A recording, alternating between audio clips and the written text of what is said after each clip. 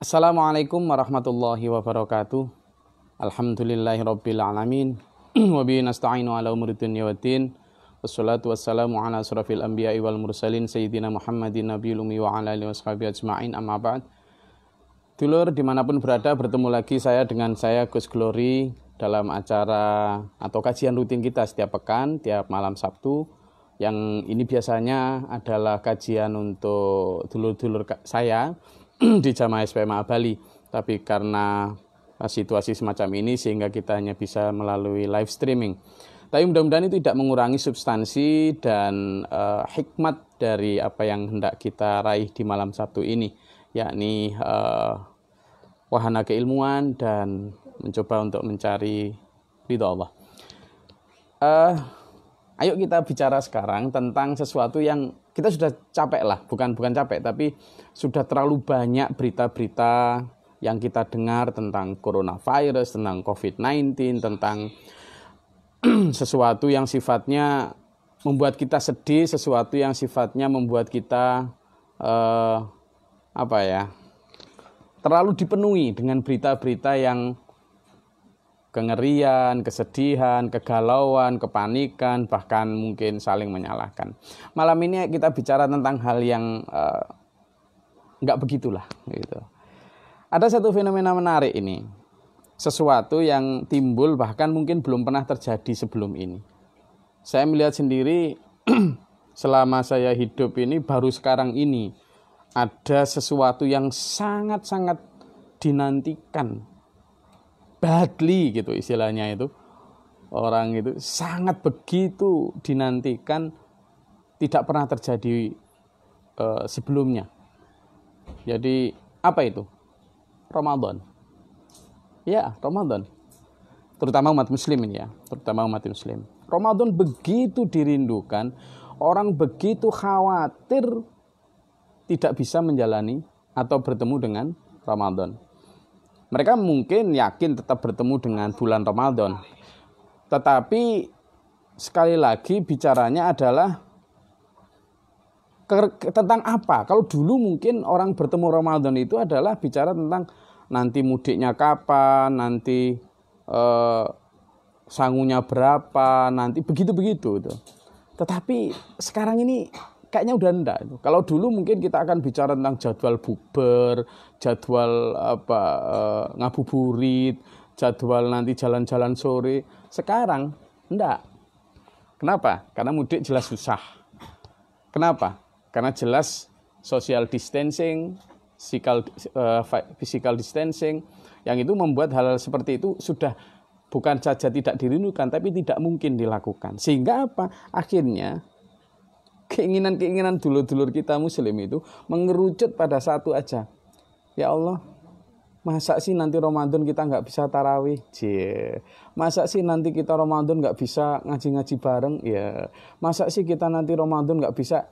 Jadi ada semacam euforia spiritual yang tiba-tiba begitu menjamur di kalangan kaum muslimin.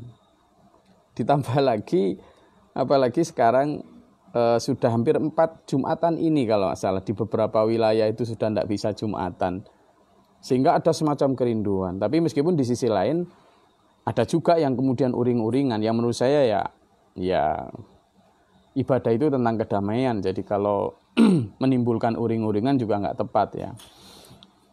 Ada juga yang Gus, saya harus Jumatan. Kalau nggak Jumatan, mending saya sholat di lapangan biar orang tahu betapa saya inginnya Jumatan. Wah, ya bagus itu. Ada giroh semangat beribadah itu bagus. Cuma kondisi sekarang belum memungkinkan. Nah, kembali ke bahasan tentang Ramadan. Insya Allah 1 minggu lagi kita akan bertemu dengan sang kekasih yang dirindukan, tapi seringkali juga diabaikan ketika datang. Kenapa saya mengatakan begitu? Kita ini sekarang, seperti yang tadi saya bilang, ada euforia spiritual yang luar biasa. Ingin bertemu dengan Ramadan. Tapi apa iya sih nanti kalau Ramadan kemudian kita memberikan apa yang disukai Ramadan? Saya mau tanya. Benar, kita menganggap sekarang sedang 5 hari lagi, taruhlah misalnya kita sudah lama, selama setahun kita menantikan kekasih yang akan datang. namanya Ramadan, sang kekasih kita itu. Nah, kekasih kita ini akan datang dan kita sekarang sudah mulai berlomba-lomba itu biasanya. Nanti mungkin 1 atau 2 hari sebelum Ramadan itu saya biasanya HP saya itu sudah nggak berhenti-berhenti berdering. Ya, ada teman handai tolan berlomba mengirimkan dering pesan pendek yang berisikan kata-kata mutiara yang indah gitu ya. Umat muslim sedunia rata-rata menyambut Ramadan dengan satu euforia yang luar biasa. Saya sih husnudon aja bahwa mudah-mudahan itu benar-benar sesuai nuraninya. Cuma kalau kita bedah ya dulur ya, supaya kita nanti nggak kecele, supaya satu semangat bersama untuk ingin bertemu Ramadan ini nanti benar-benar termaknai secara substansial. Coba kita lihat, puasa itu dulur, di dalam bahasa Arab disebut saum. Ya. Jadi saum atau asyamu yang arti awal itu menahan diri. Saum artinya menahan diri. Nah, puasa secara umum itu dikenal sebagai satu usaha menahan diri untuk tidak makan dan minum, tidak berhubungan suami istri, dan tidak melakukan hal yang dilarang dalam puasa, mulai dari terbit fajar sampai terbenam matahari. Semua orang tahu itu. Itu common terminologinya begitu, definisinya begitu. Nah, tetapi sebenarnya di dalam puasa atau asyamu itu mengandung makna yang lebih dalam.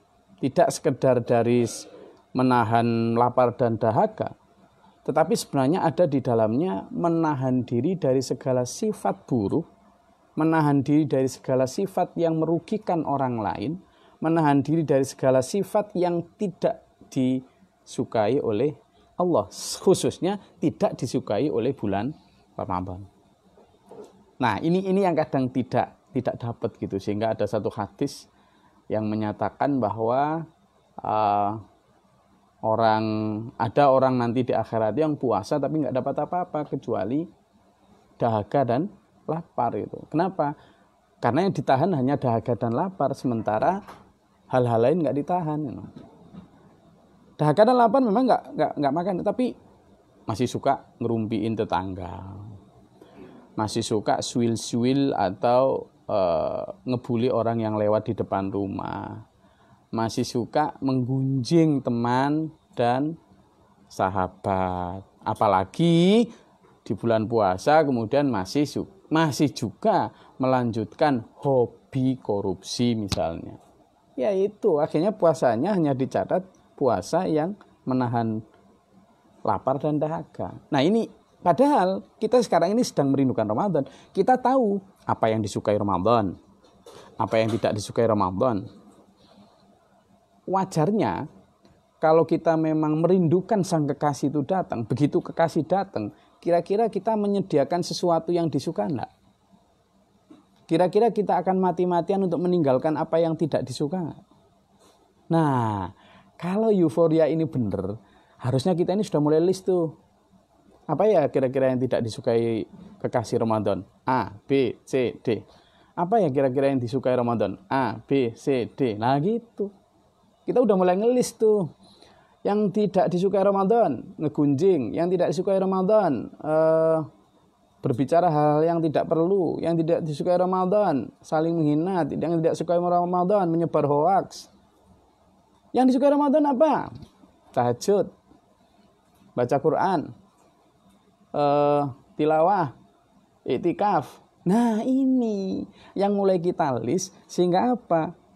Kita benar-benar menyambut Ramadan dengan tangan terbuka, with the big love. Tapi tidak hanya love-lovean, tapi love yang benar-benar dibuktikan melalui pelayanan. Apa? Yang disukai Ramadan.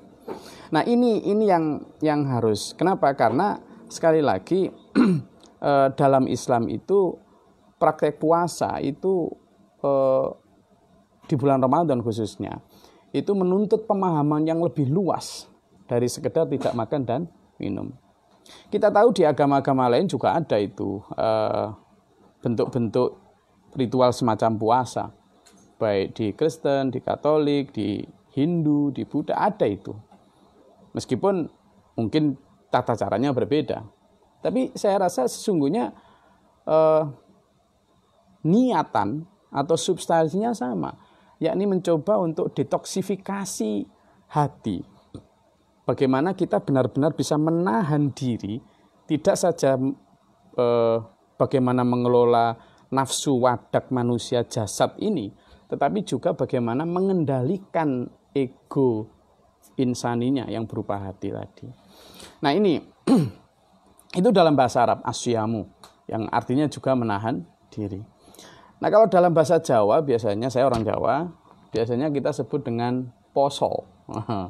Poso. Poso ini bahkan di dalam urutan bulan di dalam bulan Jawa itu, kalau bulan Ramadan disebut bulan poso, bulan poso. Karena di bulan tersebut hampir sebulan penuh orang Jawa yang mayoritas Muslim menjalankan ibadah puasa. Bahkan ketika saya dulu masih kecil, bulan poso itu kan diliburkan sebulan penuh ya. Jadi sehingga memiliki aura tersendiri untuk membuat semua pihak itu benar-benar menahan diri, bukan karena regulasi atau karena dipaksa oleh sana sini, tapi benar-benar karena kesucian hati. Dulu puasa itu mampu menggerakkan hati para pemilik warung untuk tutup di siang hari, secara sadar loh ya, bukan karena dipaksa. Juga kemudian sehingga di desa saya terutama itu benar-benar kerasa gitu. Kita puasa itu benar-benar waktu kecil saya itu susah kalau mau moka itu mokel itu apa ya? Ya berhenti di tengah jalan ketika puasa. Susah, karena apa? Nggak ada warung, nggak ada apa itu. Kalaupun ada orang yang bandel-bandel itu ya di tempat-tempat yang hampir sulit dijangkau oleh orang. Nah uniknya kalau kita dilihat terutama poso tadi, itu ada sesuatu yang terbalik. Poso itu seringkali dibikin plesetan juga, dibikin kata-kata terbaliknya. Di Jawa itu poso itu disebut dengan nopo-nopo kerso, yang artinya apa saja mau. Kebalikan sama sekali dari atau pengertian 180 derajat dari apa yang aslinya. Pengertian aslinya yang menahan diri. Nah poso ini kadang diplesetkan po nopo-nopo so kerso. Jadi apa saja mau, apa saja dimakan, apa saja dilahap.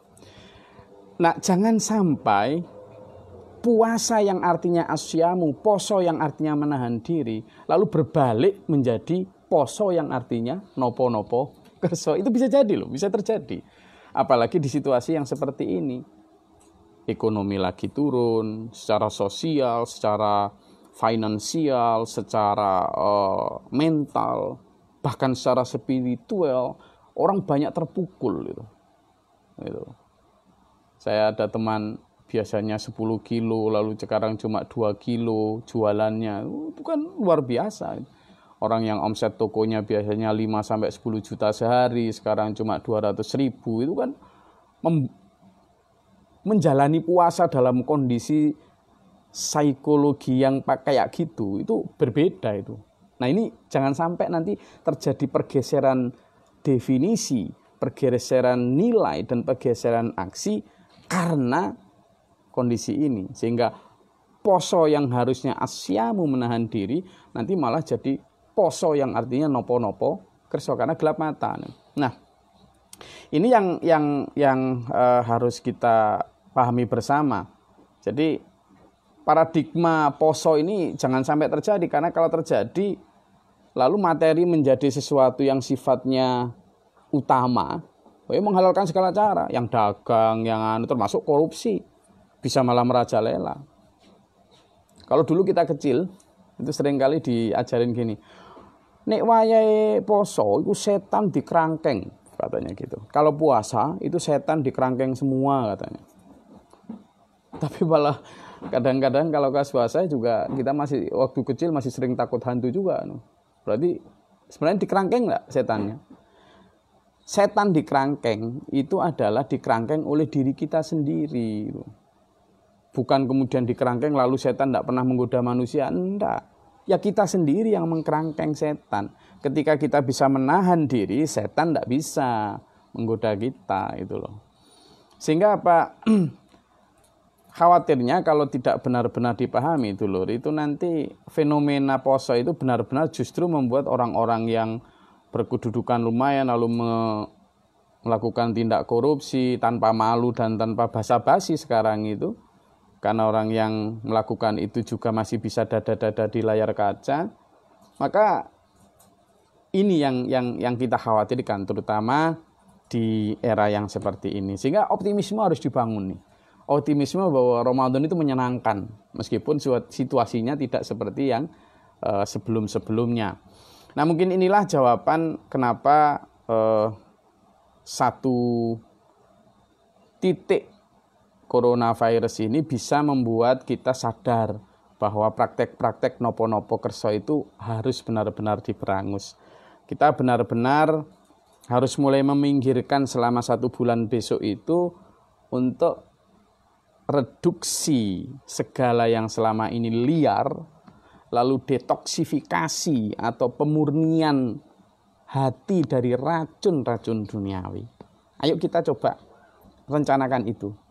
Jadi kita bangun optimisme, mudah-mudahan si wabah segera pergi, sehingga kita bisa menjalani Ramadan ini dengan benar-benar khusyuk, tidak disibukkan hanya acara bukber, apalagi acara 10 hari menjelang hari raya, lalu seluruh mal-mal penuh kayak gitu kan, nggak mungkin. Karena apa? Sama terpaksa tapi tidak apa-apa.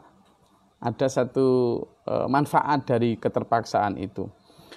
Nah, saya percaya dan saya juga optimis, husnudzan, positive thinking, bahwa Ramadan ini selalu kita punya celah untuk optimis. Celah itu adalah niat untuk berubah. Jadi izinkan saya untuk melihat euforia spiritual yang sekarang sedang muncul di kalangan dulur-dulur muslim itu sebagai good capital atau modal bagus untuk kita benar-benar menjalani atau menyambut sang kekasih ini dengan bagus. Setidaknya semua orang akan tergantung niat. Sehingga jika tekad telah bulat, apapun bisa dibuat, termasuk perubahan pada sesuatu yang seolah tidak mungkin. Misalnya aja, maaf nih ya, saya dulu pernah rokok, tapi sekarang udah enggak ya, karena bisa berhenti. Misalnya aja para perokok. Para perokok itu kan sulit sekali kalau disuruh berhenti itu. Sulit kalau tidak di zaman puasa. Tapi ketika puasa, bisa itu. Dan benar-benar tidak rokok ketika siang hari. Bagi yang puasa loh ya. Bagi yang tidak puasa ya tidak tahu. Tapi bagi yang puasa, ketika pagi gitu, siang itu saya tanya, loh kok nggak ngerokok? Poso. Loh kan nggak ngerokok. Satu kata poso ini bisa mendorong seseorang untuk melakukan hal yang mustahil dilakukan di luar bulan puasa. Di luar bulan puasa siang hari, boro-boro kok disuruh berhenti, suruh ngurangi aja loh tidak bisa. Tapi poso memiliki satu power yang luar biasa untuk kemudian menjadikan seseorang gitu. Nah ini kan berarti satu kata yang menumbuhkan niat kuat untuk memaksa diri, menahan diri untuk tidak melakukan hal dalam tanda kutip yang tidak bermanfaat tadi. Jadi ada tambahan positif. Nah, itu yang kita coba pupuk mulai sekarang. Nah, dari contoh para perokok itu yang bisa menahan diri saat siang Ramadan, walaupun nanti malamnya juga Allah alam ya, kemudian ditambah banyak. Tapi setidaknya di bulan dari contoh itu seharusnya hal yang sama bisa dipraktekkan pada perilaku korupsi misalnya. Bisa loh. Kalau di luar bulan Ramadan misalnya susah menghilangkan kebiasaan itu karena sudah menjadi budaya. Nah, bahwa niat yang kuat untuk merubah diri itu membentuk satu tekad seolah-olah apa yang sulit diberantas itu bisa diselesaikan dengan tuntas itu. Kita optimis. Jadi di tengah pesimisme, di tengah kegalauan kita optimis bahwa nanti bulan puasa, di saat kita benar-benar blank, di saat kita benar-benar kosong, proses penghilangan racun itu mudah-mudahan bisa berjalan dengan baik. Perilaku-perilaku budaya jelek yang menggerogoti bangsa ini, mudah-mudahan di bulan Ramadan nanti bisa hilang tuh. Makanya pakai euforia yang tadi benar-benar merindukan itu sebagai trigger, sebagai pelatuk untuk benar-benar nanti boom, kita benar-benar jadi the new person gitu. Benar-benar manusia yang baru. Saya ingin nanti mudah-mudahan minggu depan kita bisa bicara tentang banyak. Saya termasuk Ramadan Reborn, bagaimana bisa terlahir kembali di bulan Ramadan. Nanti insya Allah kita akan bahas. Nah, sekali lagi jadi penyakit-penyakit bangsa ini seperti penyakit korupsi, penyakit pecah belah, penyakit hoax, penyakit macam-macam ini mudah-mudahan bisa seperti rokok tadi yang bahkan seolah-olah sulit dihentikan di luar bulan puasa, ternyata di bulan puasa bisa. Nah, itu yang harus kita bangun. Kenapa? Kekasih ini tidak sekedar punya kelembutan rahmah, tapi kekasih yang bernama bulan Ramadan ini memiliki satu power yang luar biasa jika kita benar-benar mendekapnya, benar-benar menyublimasikan ke dalam niat-niat baik kita untuk kemudian menjadi satu nutrisi perubahan diri, perubahan individu yang harapannya setelah perubahan individu itu nanti menjadi banyak, akan terjadi perubahan kolektif untuk bangsa ini ke depan. Nah, ini momen yang pas sebagai Asyamu tadi, karena seperti yang tadi saya sampaikan, kita nanti kalau cuma dicekoki dengan dongeng bahwa setan itu dibelenggu di bulan Ramadan, lalu seolah-olah kita nanti sudah tidak ada yang goda, itu keliru. Buktinya banyak yang nggak puasa kan, itu buktinya masih banyak kejahatan di bulan Ramadan. Berarti kan setan masih jalan. Berarti apa? Memang dibelenggu, hadisnya benar, tetapi yang membelenggu adalah diri kita sendiri. Sehingga maka ayo kita pahami bahwa sesungguhnya kita sendiri yang bisa membelenggu. Banyak orang yang kuat tidak makan, tidak minum, bisa menahan itu. Tapi masih jarang orang yang kuat menahan diri dari godaan sifat korun misalnya. Tamak dan rakus misalnya. Kemudian caci maki misalnya. Nah, ini nanti coba kita rubah. Ya. Coronavirus memaksa kita untuk bisa menjadi become the new person. Nah, apa yang ingin saya tekankan di sini adalah optimisme ya dulur ya, optimisme bahwa masih banyak hal-hal baik yang bisa kita gali, bisa kita petik, bisa kita ambil dari situasi sekarang. Saya ucapkan selamat berjuang dan terima kasih kepada para dokter, kepada para perawat dan tenaga medis lainnya, kepada para pihak yang berwenang baik TNI, polisi, dan perangkat pemerintahan yang begitu berjuang keras untuk membuat situasi yang lebih kondusif, terutama memerangi wabah ini. Kita doakan semoga mereka diberikan keikhlasan dan juga balasan dari Allah. Bahkan kalau di sini, saya di Bali nih, dulur-dulur kita, pecalang ya, yang luar biasa juga memberikan pengertian terhadap masyarakat. Bagaimana agar mempraktekkan social distancing, agar mereka juga melakukan penyemprotan sampai ke gang-gang sempit. Luar biasa menurut saya. Jadi ayo kita bangun optimisme ini. Dulur-dulur kita secara mandiri juga di rumah-rumah mereka masing-masing sudah memakai masker. Ada yang benar-benar lockdown di dalam rumah, tidak keluar sama sekali.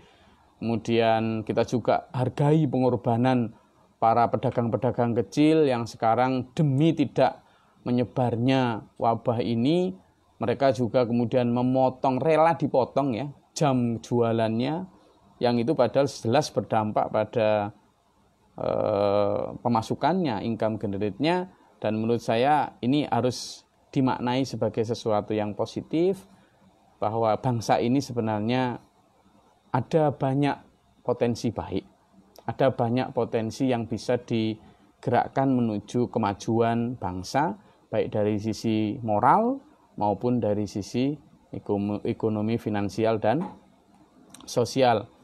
Sekali lagi dulur, Ramadan 5 hari kalau nggak salah, 5 hari apa sekitar 7 hari lagi datang. Kita harus siap-siap nih. Ibarat kita menyambut kekasih, biasanya kita ya potong rambut, apa gitu. Kalau kekasihnya adalah manusia biasa. Tetapi kan kita ini kekasihnya Ramadan nih, bulan yang penuh berkah, penuh rahmah. Maka kita harus cukur rambut juga. Apa itu? Cukur kebiasaan jelek. Apa itu? Buang segala macam keberatan-keberatan kita. Ayo kita sambut bulan Ramadan tidak dengan wajah murung, meskipun kita dalam keadaan dirundung susah. Ayo kita sambut Ramadan sang kekasih kita dengan wajah cerah. Gus, tapi kantong lagi kempes ala. Kan baru tahun ini. Tahun-tahun kemarin nggak kempes, ya kan? Kita jangan terlalu banyak mengeluh. Saya tahu banyak dulur-dulur di luar sana yang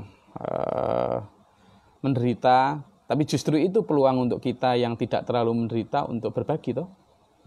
Sementara dulur-dulur yang menderita, kita doakan semoga Allah memberikan jalan keluar. Tidak hanya berdoa, tapi ayo kita ulurkan tangan. Ayo kita sambut Ramadan ini dengan banyak berbagi. Itulah bersolek kita. Itulah make up kita. Itulah dandanan kita menyambut sang kekasih. Dengan cara apa? Banyak tadi. Menoleh ke kanan ke kiri, melihat tetangga kita, melihat sahabat kita, telepon tuh sahabatnya. Kayaknya sahabatku yang itu kalau kayak gini dia kan cuma jualan harian tuh, dia kan karyawan tuh. Telepon. Gimana coba? Pastikan bagaimana botean beras mereka, gentong logistik mereka ada nggak? Kalau kita ada, ayo berbagi. Jadi sambut Ramadan dengan itu. Jangan malah kemudian berubah menjadi nopo-nopo kerso yang tadi, yang berarti liar dan rakus tadi.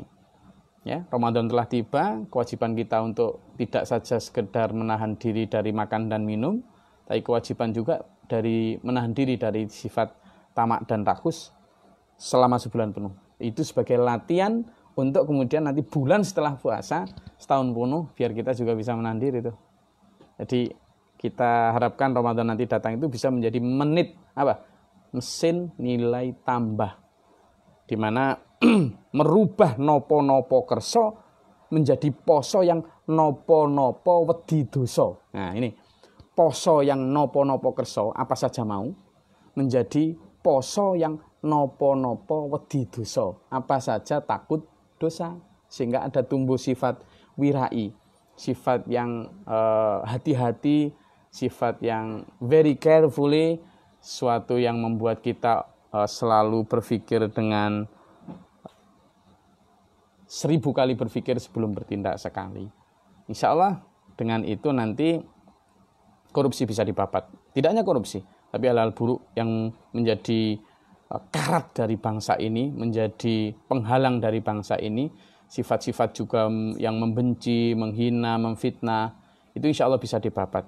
Tumbuhkan niat dan tekad yang bulat bahwa kita akan tirakat. Insya Allah kita akan kuat. Tirakat, insya Allah kita kuat. Gelorakan dalam hati kita, niat ingsun poso. Marhaban ya Ramadan. Demikian dulur yang bisa saya sampaikan kajian pada malam hari ini.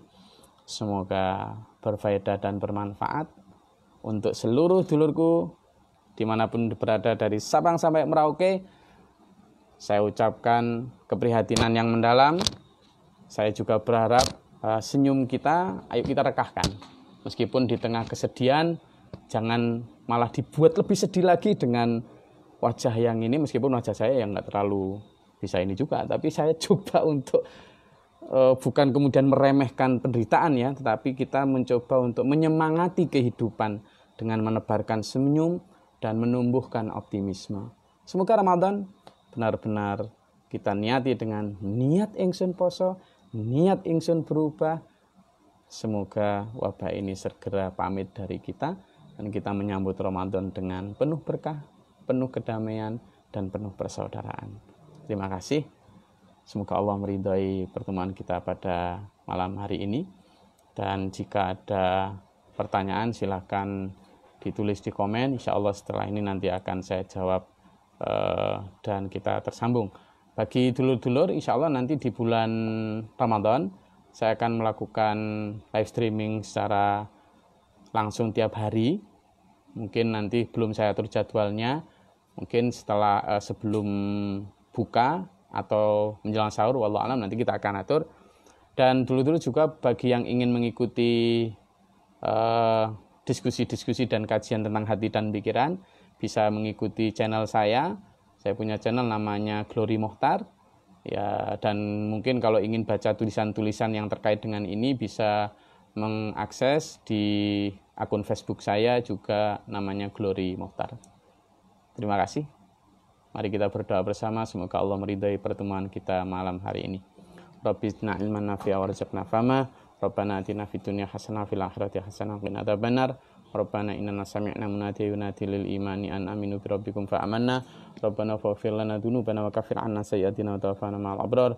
Rabbana atina fid dunya hasanah fil akhirati hasanah wa qina adzabannar. Rabbana taqabbal du'a subhana rabbika rabbil 'izzati amma yasifun. Wassalamun ala Muhammadin. Alhamdulillahirabbil alamin. Wassalamualaikum warahmatullahi wabarakatuh.